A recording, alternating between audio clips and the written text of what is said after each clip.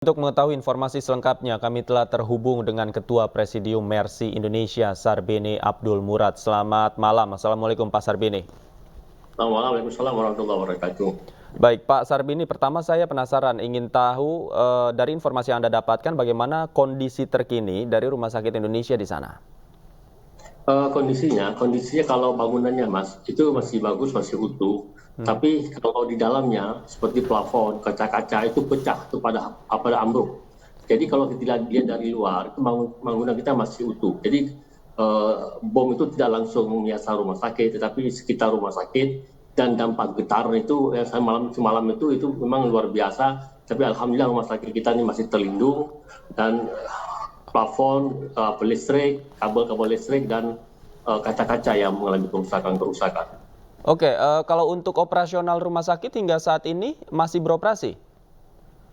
Uh, 20 ini terakhir nih Mas, terakhir rumah sakit operasi karena solar udah habis, kemudian stok makanan, obat-obatan segala macam juga sudah habis, sehingga memang rumah sakit ini tidak layak dikatakan rumah sakit normal. Ini kan rumah sakit serba minus sekarang, serba kekurangan sekarang. Aduh. Tapi itu realita yang terjadi memang saat ini, di mana pasokan obat-obatan, instrumen bedah, kemudian perlengkapan-perlengkapan yang berkaitan sama medis semua sudah nggak bisa didapatkan lagi di Gaza. Sebelumnya karena tiga minggu yang lalu, 4 minggu lalu kita masih bisa mencari itu di sekitar Gaza dengan partai kecil, karena teman-teman mempunyai jaringan networking dengan para pedagang, distributor obat-obatan. Tapi pada hari ini itu sangat susah untuk didapatkan itu. Walaupun kita punya uang, tapi untuk mencapai itu sangat susah sekali. Sampai keamanan juga tidak terjamin apabila kita mondar-mandir membeli sesuatu memakai kendaraan.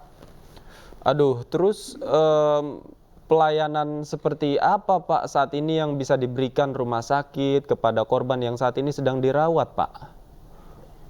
Ya, pokoknya jangan kita bayangkan seperti rumah sakit yang kita biasa berobat ya. Ini rumah sakit rumah sakit darurat nama sekarang itu. Namanya aja rumah sakit, tapi pelayanan ini tidak sesuai dengan standar. Kenapa? Karena memang sekarang rumah sakit itu lebih cenderung tempat pengamanan atau tempat berlindung warga sekitar sakit ke dalam rumah sakit atau sekitar rumah sakit. Itu diperkirakan lebih dari 15.000 orang tuh tinggal tuh di rumah sakit maupun di luar rumah sakit. Itu udah fungsi fungsi untuk cari perlindungan, Mas. Kemudian pasien-pasiennya luka, baik luka ringan, luka sedang, luka berat, itu penanganannya tidak adekuat. Maka oleh sebab itu, nakes yang ada di rumah sakit telah berusaha sekuat tenaga, sebisa mereka untuk melakukan terbaik terhadap korban-korban yang terjadi akibat agresi Israel ini. Hasilnya memang tidak seperti yang diharapkan, tapi mereka sudah berbuat terbaik. Dan kondisi darurat seperti karena kondisi artinya pelayanan yang diterima juga tidak maksimal. Terakhir berapa kali serangan yang memang diterima di sekitar Rumah Sakit Indonesia di sana? Di Rumah Sakit Indonesia ada dekat dengan Kem Jabalia. Kem Jabalia ini kem yang selalu menjadi sasaran Israel dan pemukiman warga sekitar Israel. Untuk diketahui ya Mas ya, bahwa serangan semalam itu ada 11 roket yang menyasar sekitar rumah sakit, itu bukan puncak atau itu bukan terakhir serangan Israel terhadap masyarakat di sekitar rumah sakit. Ini bisa jadi besok lusa terus akan terjadi seperti ini. Ini belum ujung cerita. Nah, oleh sebab itu warga sekarang di sekitar rumah sakit telah mendirikan tenda. Mau tidak mau, menurut warga ya rumah sakit tempat yang safe buat mereka untuk berlindung dari dampak perang. Tapi realita yang mereka terima itu sebaliknya. Mereka juga tidak lepas dari korban walaupun mereka sudah berlindung atau bersembunyi di balik rumah sakit. Nah, apalagi sekarang ada tuduhan yang dilakukan oleh IDF terhadap rumah sakit Hamas. Ini kan ada maksud lain yang akan dilakukan oleh Israel. Ini akan bisa memakan korban yang besar apabila masyarakatnya tetap bertahan berlindung di rumah sakit itu.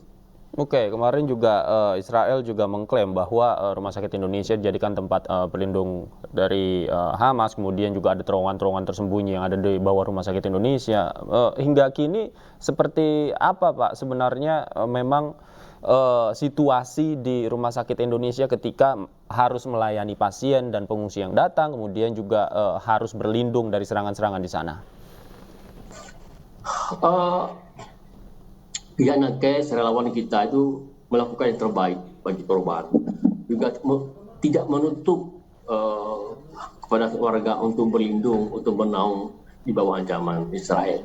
Jadi tenaga-tenaga kesehatan yang ada di rumah sakit ini terus memberikan terbaik, Mas. Terus memberikan sesuatu yang bisa membantu warga sekitarnya. Nah, oleh sebab itu dengan keterbatasan mereka itu mereka tidak kurang semangatnya, dedikasi mereka, loyalitas mereka terhadap profesinya, terhadap kemanusiaan. Ini yang terus terang kami kagum kepada nakes-nakes ini yang mereka telah menunjukkan dedikasi di dunia medis yang begitu luar biasa dalam kondisi yang serba sulit, serba minat dan serba berbahaya buat mereka. Tapi mereka tidak mundur walaupun telah diancam oleh pihak Israel untuk meninggalkan Gaza Utara, meninggalkan rumah sakit Indonesia, tapi mereka tetap bertahan untuk melakukan satu terbaik, mengabdi diri mereka dengan profesi mereka di bidang kemanusiaan. Ini patut kita apresiasi, Mas.